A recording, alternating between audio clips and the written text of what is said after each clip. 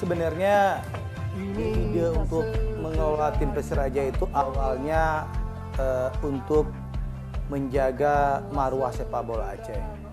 Di sisi lain juga saya ingin membawa Persiraja sebagai industri yang bisa menghasilkan uang, yang bisa memberikan keuntungan buat saya selaku pembisnis. Itu awal idenya.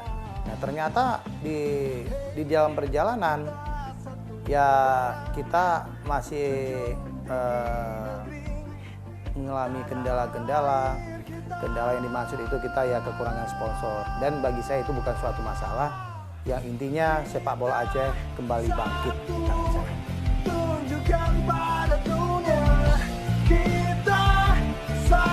Jelas rugi. Karena kita di dua musim pertama kita mengalami kerugian hampir 3 miliar. Di musim kedua kita mengalami kerugian hampir 6 miliar 500.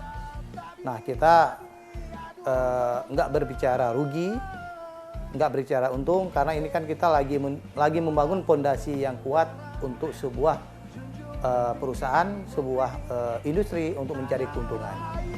Saya pikir itu.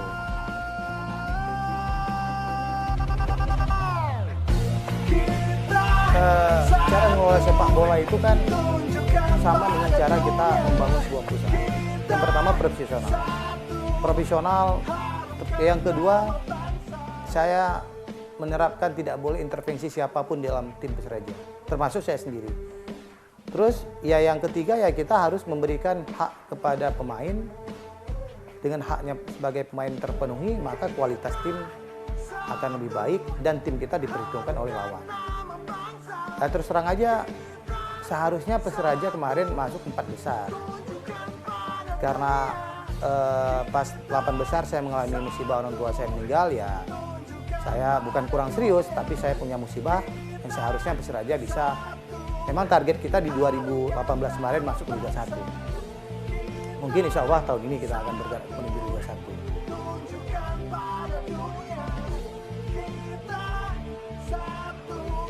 Terus terang targetnya belum tercapai dengan maksimal. Kita kalau dari rencana kita ini baru mencapai 50% target dari sebuah tim yang kita bangun dari 2017. Target kita jelas Liga 1. Tahun pertama kita bisa bertahan dari degradasi, tahun kedua kita bisa masuk 8 besar. Insya Allah di 2019 ini kita masuk ke Liga 1. Dan itu target saya. Karena setiap apa yang kita lakukan pasti kita punya target dan tujuan yang jelas. Apalagi saya sekarang lagi mencalonkan diri sebagai anggota DPR RI. Nah tentu saja ini menjadi catatan penting buat saya. Untuk saya bisa memberikan yang terbaik buat masyarakat Aceh. Terus terang pecinta sepak bola sekarang mengharapkan menaruh harapan yang luar biasa buat saya agar Persiraja kembali bangkit. Dan saya yakin mereka-mereka ini juga membantu saya untuk menuju DPR RI-nya juga dengan ikhlasnya, dengan harapan Persiraja bisa masuk ke Liga 1. Mereka tanpa dibayar, tanpa minta apapun, di benak mereka Persiraja harus bangkit, tentu saja dengan presidennya juga harus bangkit.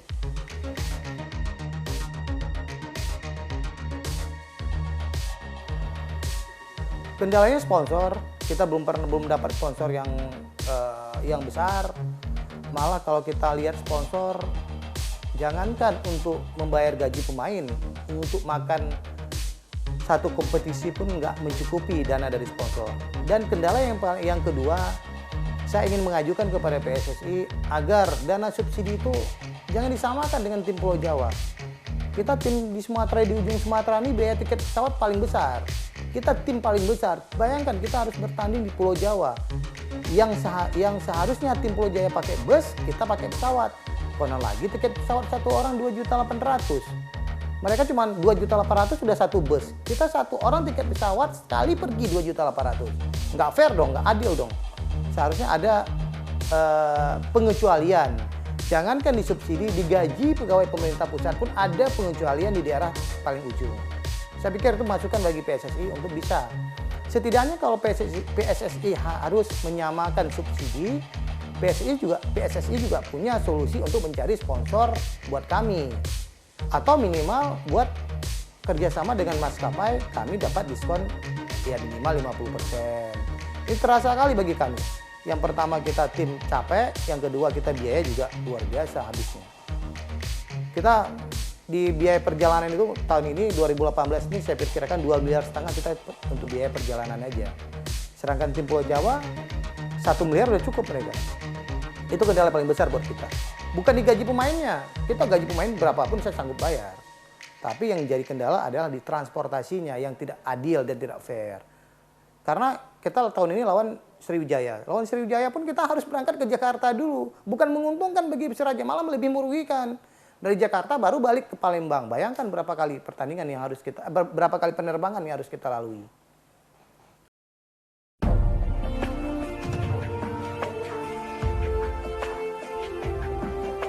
Saya sudah pernah mencoba atau berkomunikasi dengan pihak lain. Memang pihak lain itu ada yang kewalahan juga, ada yang paling gampang.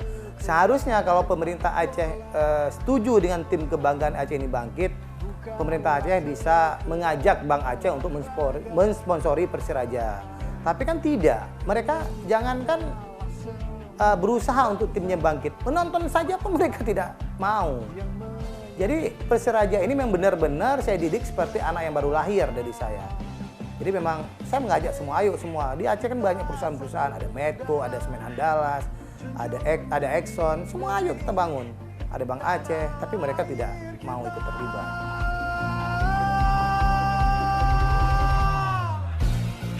Luar biasa antusiasnya, antusias masyarakat luar biasa. Mereka menaruh harapan besar kepada Persiraja, termasuk dengan Persiraja bergulir udah 2 kompetisi.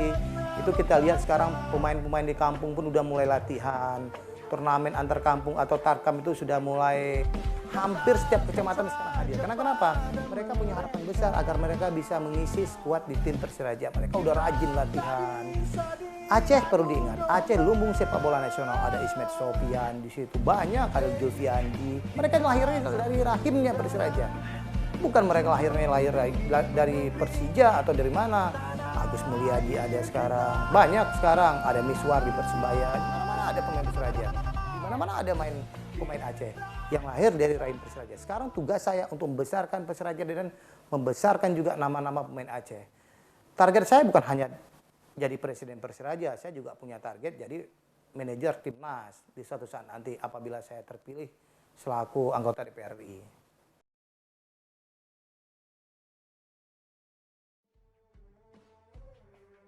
Kita kekurangan dana.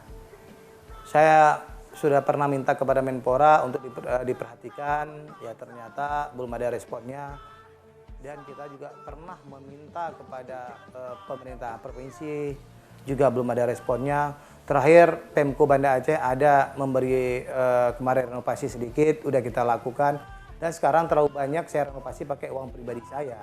Contohnya renovasi rehab rumput, kamar mandi, itu pakai uang pribadi saya.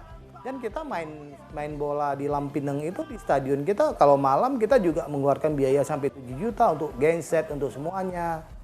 Jadi memang semua dari nol saya ngambilnya. Jadi kalau dibilang susah ya susah, dibilang gampang ya saya nggak nganggap gampang. Yang saya anggap masyarakat Aceh bisa terhibur aja.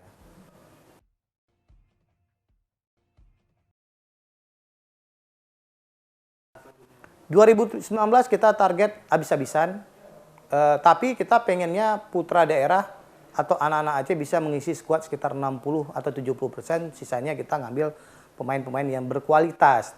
Nah pertanyaannya, kenapa Persiraja kok belum mengumumkan nama-nama pemain? Nah jawabannya, orang PSSI aja belum tahu jadwalnya kapan, itu apa terlalu cepat? Ya kan, kita nggak perlu terlalu cepat, yang penting tim kita kuat. Kita udah lihat berapa tim-tim yang periode lalu yang persiapannya cukup luar biasa, tapi mereka juga kandas. Ada Kepri 757, mereka malah TC-nya di Singapura, tapi ya degradasi juga. Jadi yang kita harapkan 2019 ini kita akan mendapat pemain-pemain yang berkualitas. Bukan banyaknya pemain, tapi kualitasnya dari segi pemain.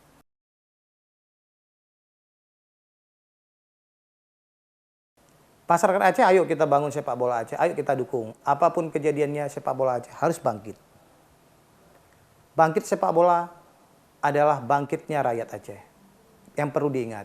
Dan saya siap secara finansial, waktu, tenaga, saya siap mengorbankan demi marwah Aceh.